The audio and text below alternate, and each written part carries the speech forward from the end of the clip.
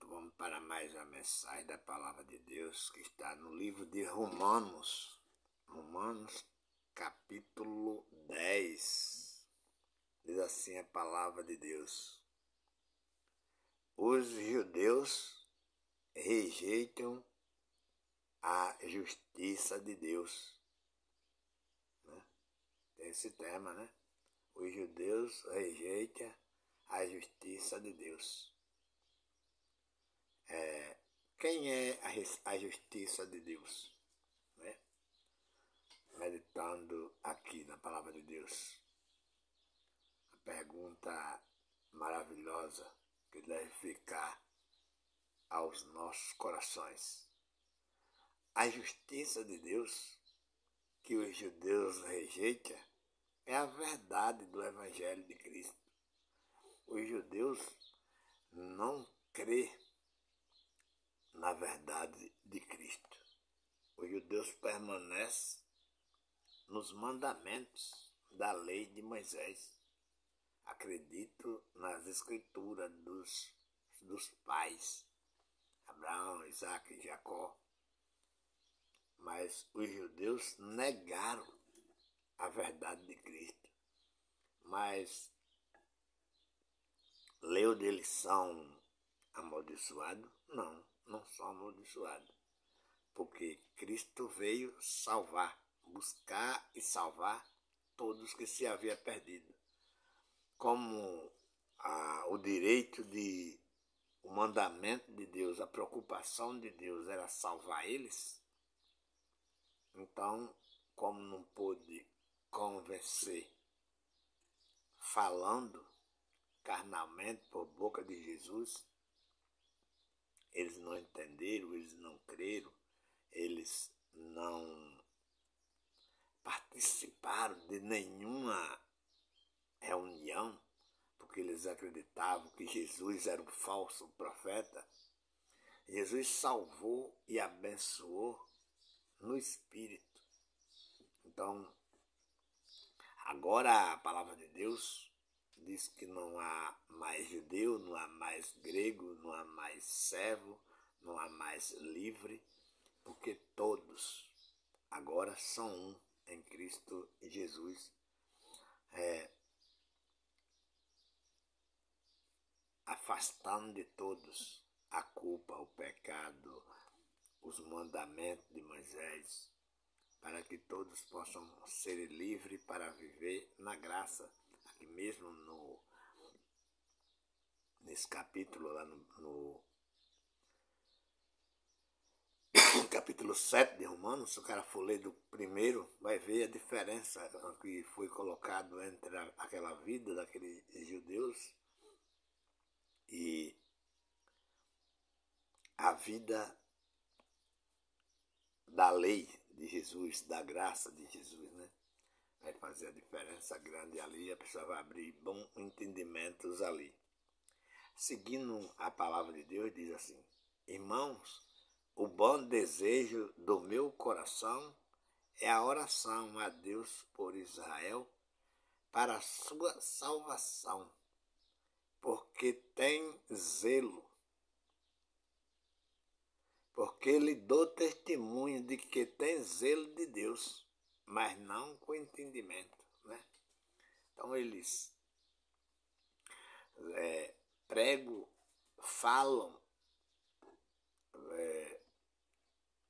em Deus, mas eles não têm o entendimento. Eles acreditam naquele Deus duro, aquele Deus que tinha os seus mandamentos fortes, mas eles não acreditam na mudança de Deus, que deixou a lei e para que as pessoas fossem livres na graça, sem mandamentos, né?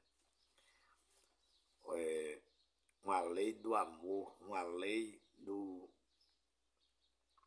conhecimento da verdade, né? Então, mesmo sendo o mesmo Deus, modificou, porque agora a nossa salvação é no Espírito e não mais em mandamentos da carne, né? Não é mais mais por sacerdotes, não é mais por dízimo, não é mais por oferta, não é mais por sacrifício, não é mais por orações, mas sim por crença, por o entendimento, né? Quem crê será salvo, quem não crê será condenado, no mandamento da lei. Mas agora você pode ser salvo sem crer, você pode ser abençoado sem crer, você pode ser libertado sem crer, porque isso não é uma vontade minha, foi uma vontade dele. Foi ele que decidiu salvar, foi ele que decidiu abençoar, foi ele que decidiu libertar. Quando isso? Lá na cruz, subindo em um madeiro e preferindo ser destruído, pregado naquela cruz por mim, por você. No livro de Hebreus 2,14, diz que, visto como os filhos participam de carne e do sangue, também ele participou das mesmas coisas, para que pela morte aniquilasse o que tinha o império da morte, isto é, o diabo. Aniquilar significa destruir. Mas quando a gente estamos com essa visão que o diabo foi destruído, mas as igrejas dizem que o diabo está existindo. Mas o diabo não existe, porque a Bíblia diz que ele foi destruído. E entenda uma coisa, não só o diabo foi destruído, mas também Jesus foi destruído. Só que o diabo e Jesus foram destruídos, mas a Bíblia diz que Jesus reviveu, Jesus ressuscitou. Mas não há Bíblia, nenhum versículo na Bíblia dizendo que o diabo ressuscitou. Entende? Os dois foram destruídos, Jesus e o diabo foi destruído, mas Jesus ressuscitou, está vivo. Jesus existe como Deus no céu, mas o diabo não existe porque não tem nenhuma mensagem, nenhuma escrita dizendo que depois que o diabo foi destruído, ele ressuscitou. Por isso, a nossa crença é em Jesus, a nossa crença é em Deus, a nossa crença é na salvação, a nossa crença é na libertação do próprio Deus, do Espírito Santo. E não cremos no diabo, porque o diabo não existe. Mas eu vi ele, pulou o telhado, entrou naquele homem, falou, saltou, gritou. Aquilo é a pressão da própria carne das pessoas. De tanto ouvir que o diabo existe, recebe aquele choque, aquela energia nos seus corpos para rodar, para pular, para falar língua estranha, mesmo sem ser de país.